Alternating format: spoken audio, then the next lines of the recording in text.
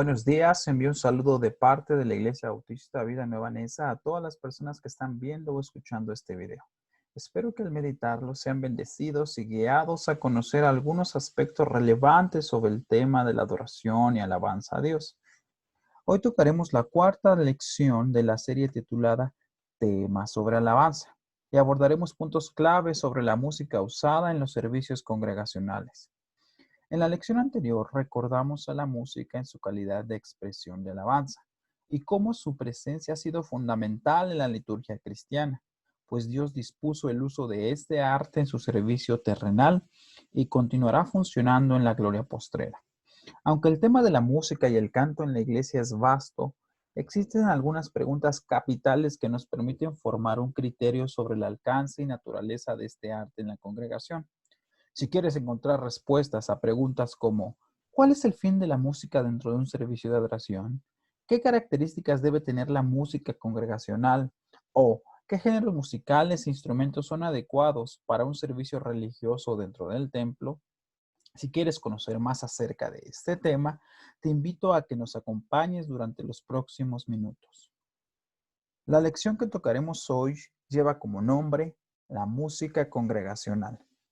Y el versículo a memorizar lo encontramos en el libro de los Salmos, capítulo 98, versos del 4 al 6, en la versión Reina Valera, que dice así: Cantad alegres a Jehová toda la tierra, levantad la voz y aplaudid, y cantad salmos a Jehová con arpa y voz de cántico, aclamad con trompetas y sonidos de bocina delante del Rey Jehová.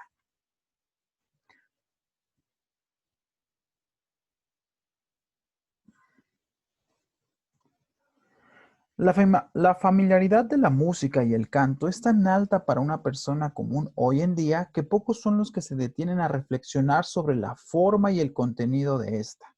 El arte de los sonidos se ha convertido en un producto de consumo en masas, cuyo principal fin es el disfrute y goce, poniendo a su servicio una gran variedad de estilos y géneros musicales.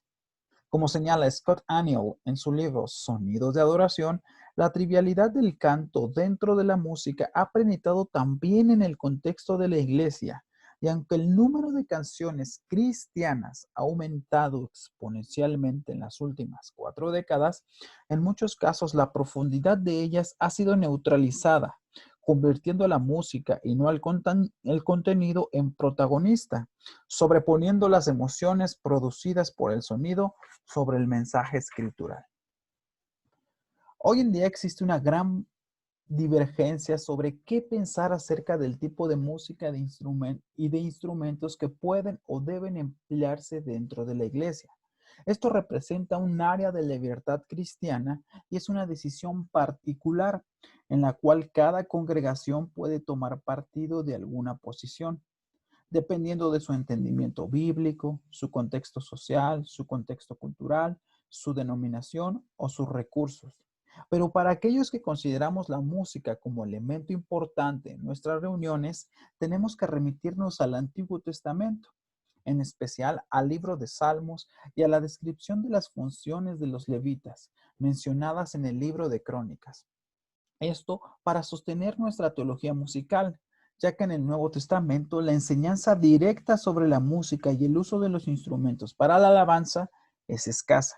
Por tal motivo, el basamento bíblico expresado en este mini estudio se fundamenta principalmente en las páginas del Antiguo Testamento. También distinguiremos en definición y función entre música como el arte de la combinación armónica de sonidos y silencios y el canto. Y siempre que hablemos acerca de la música, el canto o la alabanza, lo hacemos en el contexto de los cultos de adoración celebrados dentro de una iglesia, congregación, asamblea, templo o santuario cristiano. Como en lecciones anteriores, no pretendemos hacer un estudio riguroso, sino que nos concretaremos a poner sobre la mesa algunos puntos relevantes sobre el tema, con el fin de llevarnos a la reflexión y construcción del pensamiento de la música congregacional. Primera consideración. La música no es un fin, es un medio. Si se piensa la música como elemento de una expresión de alabanza, la música no debe ser el objetivo. No es nuestra preocupación principal la creación de música, sino que debe ser vista como lo que Dios ha diseñado, una herramienta de comunicación que permite llevar a cabo la transmisión de un mensaje.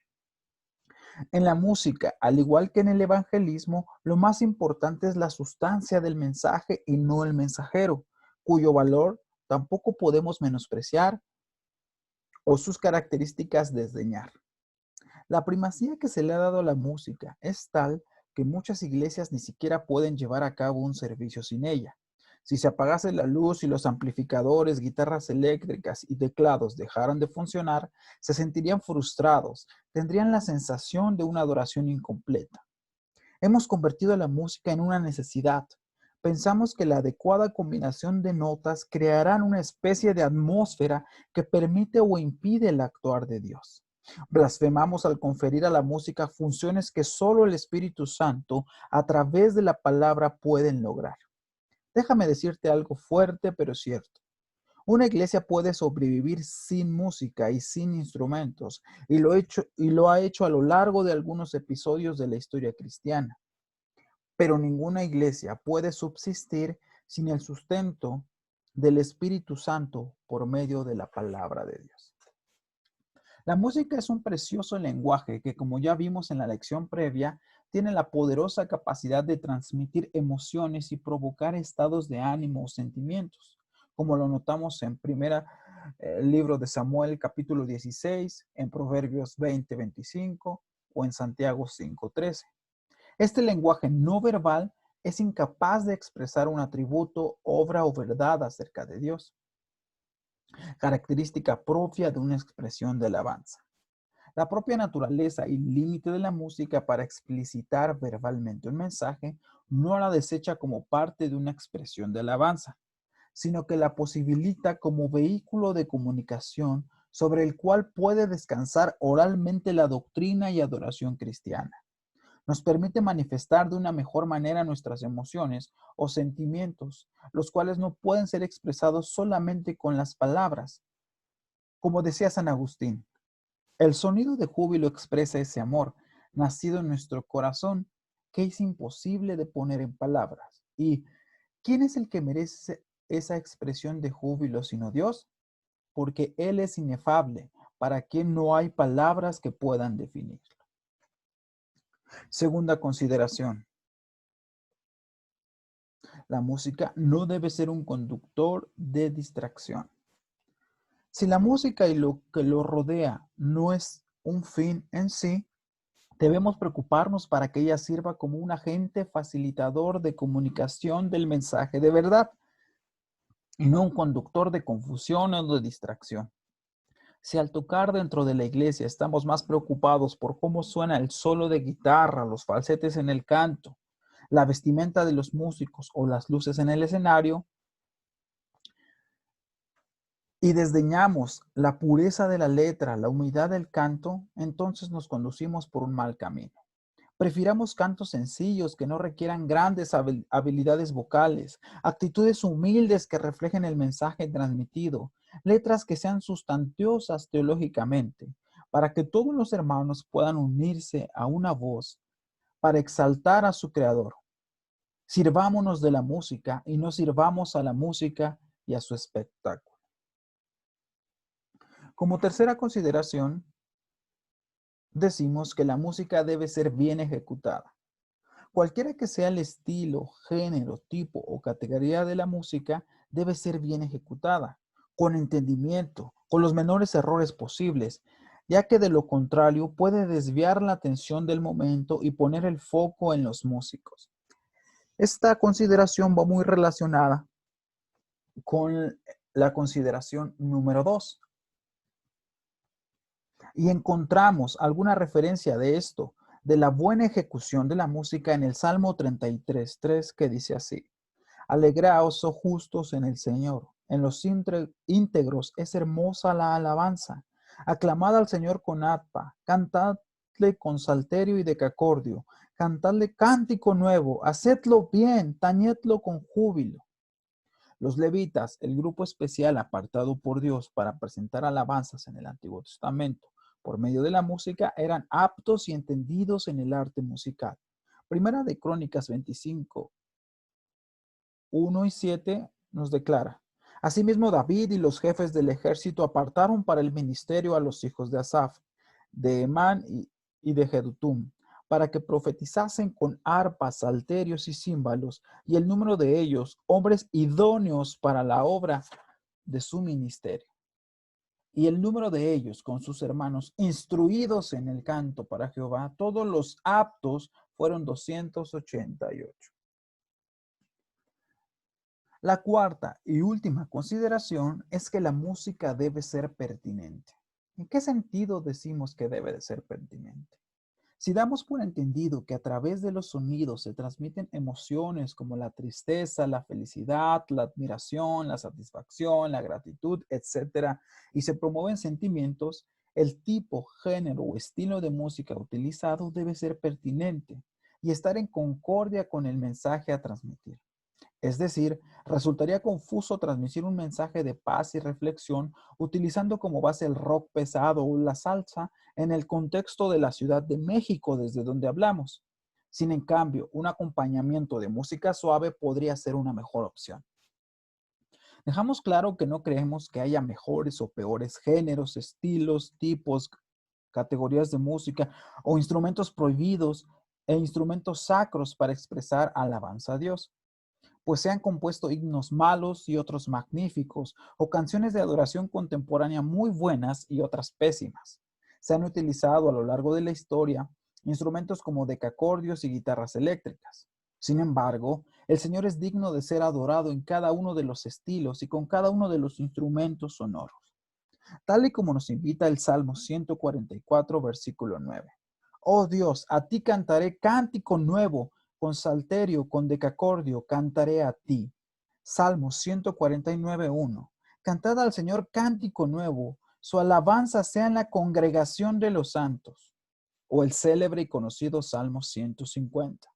Alabad a Dios en su santuario, alabadle en la magnificencia de su firmamento, alabadle por sus proezas, alabadle conforme a la muchedumbre de su grandeza, alabadle a son de bocina, alabadle con salterio y arpa, alabadle con pandero y danza, alabadle con cuerdas y flautas, alabadle con címbalos resonantes, alabadle con címbalos de júbilo.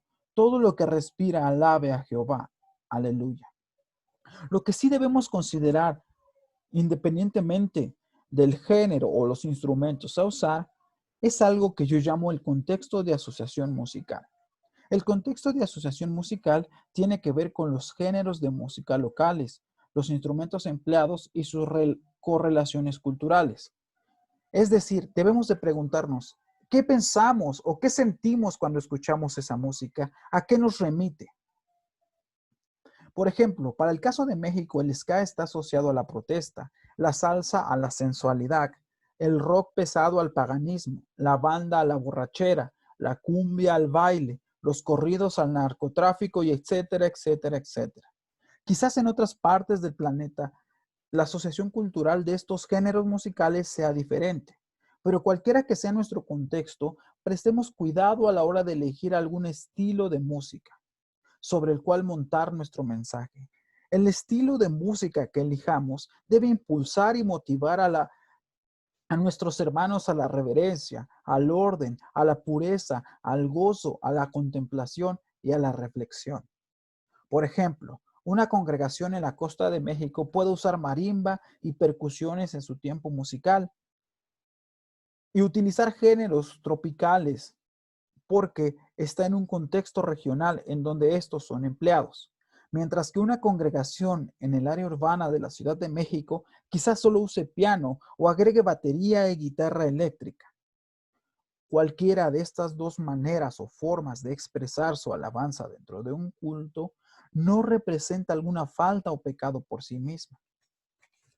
Sin embargo, debemos de ser cuidadosos en que nuestra música esté acorde con el mensaje que estamos transmitiendo y generar la menos confusión y distracción posible, sino permitir que el contenido, la letra de nuestra música sea llevado con fluidez por la música que asignamos. Después de exponer estos puntos, espero haya sido llamado a reflexionar sobre lo que la música es para la iglesia. Para terminar, quisiera concluir con una frase del reformador Martín Lutero acerca de este arte y como expresión de alabanza.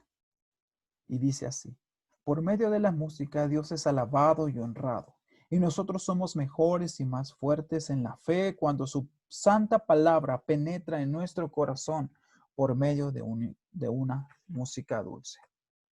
Gracias por habernos escuchado. Que Dios les bendiga.